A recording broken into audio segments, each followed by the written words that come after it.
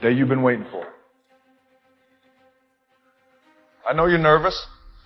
So am I. My first game too. Now it's time to go out there and put it on the scoreboard.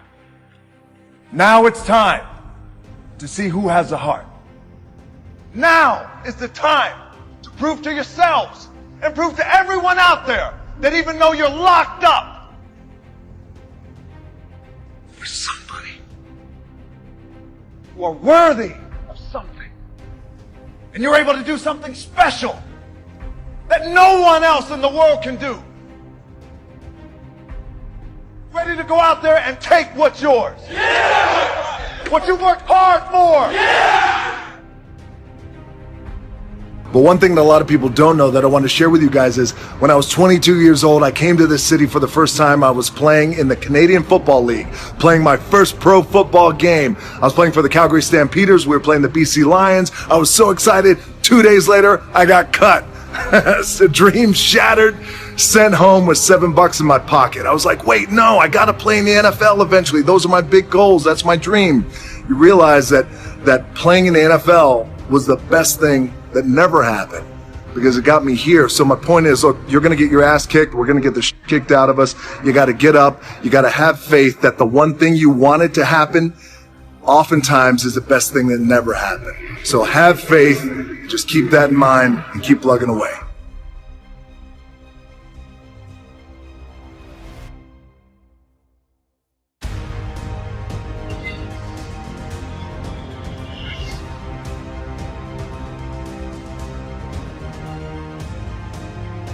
Can't play football forever. I played for 10 years. You can't be in the ring forever. You can't be in the octagon forever. You can't be in a boxing ring forever or a football field, but you can always train and get better and push yourself. Just bring it.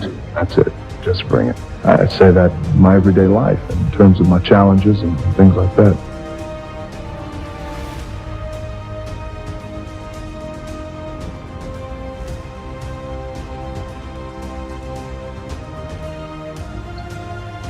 Okay, in between sets, as I'm working out, and as I often do in between sets, I slide into your comment section nice and I read your comments just so we could stay connected, and I always know what's on your mind and I can address it.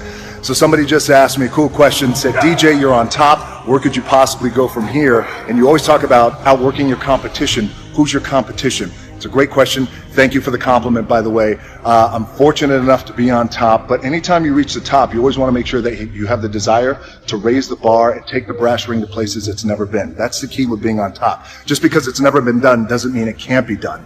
And in terms of competition, great question. Everyone's my competition, but a fundamental key that I've learned over the years is, and I'll share it with you, my number one competition is me. It's always you versus you. You got to be the one to get up every morning, be disciplined, put in the consistent daily hard work because that gains success. No coach, no trainer, no mentor, no boss can do it. You versus you.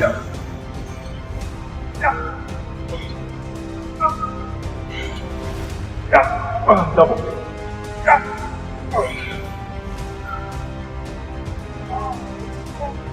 I knew I wanted to be something, and it was important to me to be something.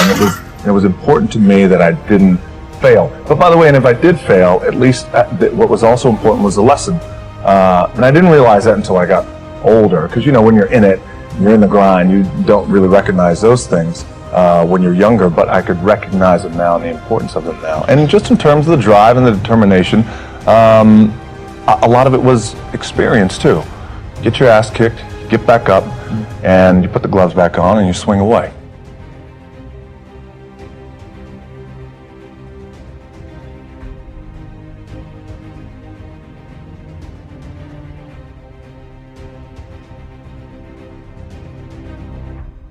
All right, Saturday afternoon, empty gym, the way we like it, we're tripping over here. It's leg day, which means it's going to be sweaty, painful, and fun.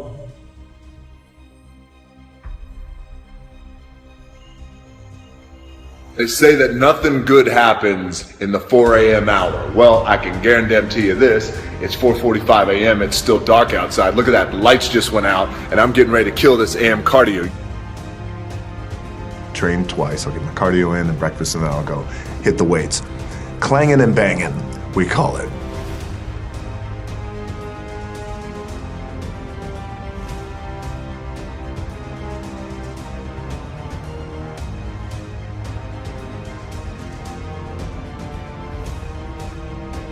Masters make the hardest things in the world look easiest. And in the moments where you push yourself, when no one else is around, those moments have a tendency to lead to success.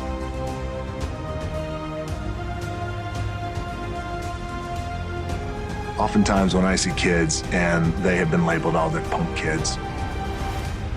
True. There's good in them. And we got to see that potential. And I enjoy that today, seeing potential in kids just like he did. Especially kids who are kind of wayward and have been going through it. I know what it's like. Our most powerful and most important is when we just embrace who we are. It's just believing in yourself and embracing who you were born to be. Whether it's 3 o'clock in the morning, by the way, when we were talking in London, I was getting up at 3 because I had to be on set by 4. So whatever time my call time is, those are directors and our producers, whatever time my call time, so my call time is at 7, then you back your clock up 4 hours, and then that's when I get up and train twice. Just wrap that 4 a.m. cardio. There's no substitute for hard work. I get up super early.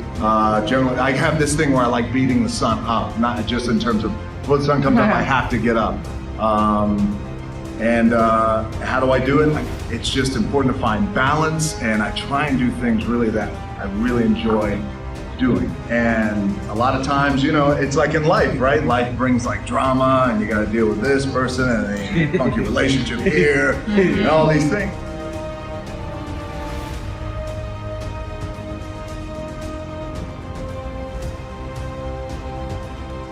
Work 12 hours a day, 14 hours a day, get up at 3 o'clock in the morning.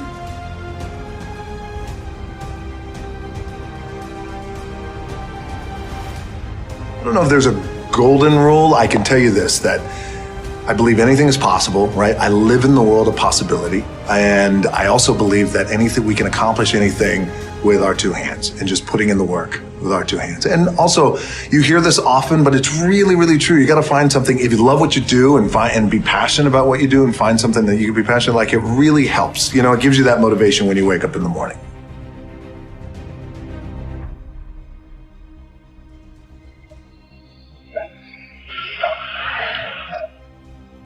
Consistently being told that whatever it is that you want to do, you've got to get after it. You got to get after it. There's no substitute for hard work. Hard work always pays. You know, those type of mantras over time.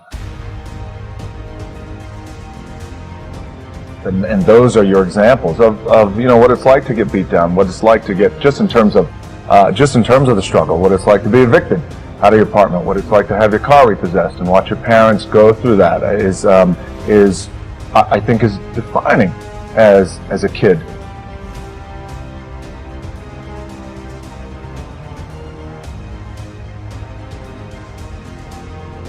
You know, I grew up, there was a period of time where I was making a lot of mistakes, David. I was getting arrested multiple times. By the time I was 16, I was arrested maybe 7 or 8 times, fighting theft, doing a lot of things that I shouldn't have been doing. I was really lucky that I had a couple of people who, along with my parents, who saw the potential in me even when I didn't see the potential in me. And it wasn't until I got older, had a little bit of luck, a little bit of success, that I started to understand the value and the power of someone giving back